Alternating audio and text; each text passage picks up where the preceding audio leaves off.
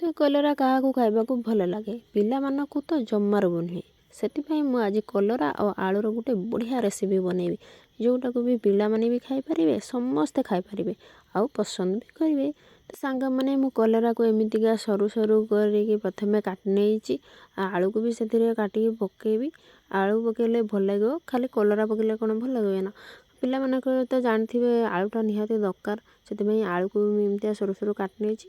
ଆଉ ତାପରେ ମସଲା ମସଲି ସବୁ ବାଟିକି ରଖିଦେଲି, ଯେମିତିକା ଆମେ ବେସର ମସଲା ଦିଅନ୍ତି ମାଛ ତରକାରୀରେ, ସେମିତିଆ ସବୁ ମସଲା ହେବ।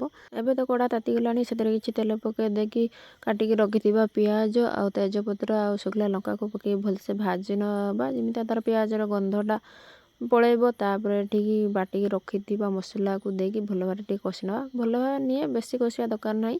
ଆଉ ତାପରେ ଏଠି କାଟିକି ରଖୁଥିବା ଟମାଟୋ ଗୋଟେ ଦେଇକି, ଆଉ ଟିକେ ଲୁଣ ହଳଦୀ ପକାଇକି ଜିରା ଗୁଣ୍ଡ ପକାଇକି ସବୁ ଟିକେ ମସଲା ପକାଇ ଭଲ ଭାବରେ ଟିକେ କଷି ନେବା। ଆଉ ଟିକେ ପାଣି ଦେଇକି ଏବେ ଢାଙ୍କୁଣି ମାରିଦେବା। ଏବେ ଢାଙ୍କୁଣି କାଢ଼ିକି ଦେଖିଲେ ଆମର ଟିକେ ମସଲା ସିଝି ଆସିଲାଣି, ତାକୁ ଭଲ ଭାବରେ ଟିକେ କଷି ନେବା। ଆଉ ଏବେ କାଟିକି ରଖୁଥିବା ଆଳୁ ଆଉ କଲରାକୁ ଦେଇକି ଭଲ ଭାବରେ ଟିକେ କଷି ନେବା। ଆଉ ସେଥିରେ ଟିକେ ସ୍ୱାଦ ମୁତାବକ ଲୁଣ ଆଉ ହଳଦୀ ପକାଇକି ଭଲ ଭାବରେ କଷିବା, ଯେମିତି ତାର ପାଣି ଅଂଶଟା ମରିଯିବ। ପାଣି ଅଂଶ ମରିସାରିଲା ପରେ ଆମେ ପାଣି ଦେବା। ତ ସାଙ୍ଗମାନେ, କଲରା ଆପଣମାନଙ୍କୁ ଭଲ ଲାଗେ ଖାଇବା ପାଇଁ? ମୋତେ ଜମାରୁ ବି ଭଲ ଲାଗେନି। ପିଲାମାନଙ୍କ କଥା କ'ଣ କହିବି, ସେଥିପାଇଁ ମୁଁ ଆଜି ଗୋଟେ ନୂଆ ଷ୍ଟାଇଲରେ ରୋଷେଇ କରିଛି। ଆଗରୁ ବି କରିଥିଲି, କିନ୍ତୁ ଆଜି ବି କରିଛି। ଏବେ ତ କଷାକଷି ସରିଗଲା, ଏବେ ପାଣି ଦେଇଦେବା। ଅଳ୍ପ ପାଣି ଦେବା, ସେ ଅଳ୍ପ ପାଣିରେ ସିଝିଯିବ। ଏବେ ଢାଙ୍କୁଣି ଗୁଡ଼େ ଦେଇକି କିଛି ସମୟ ପାଇଁ ଫୁଟିବା ପାଇଁ ଛାଡ଼ିଦେବା।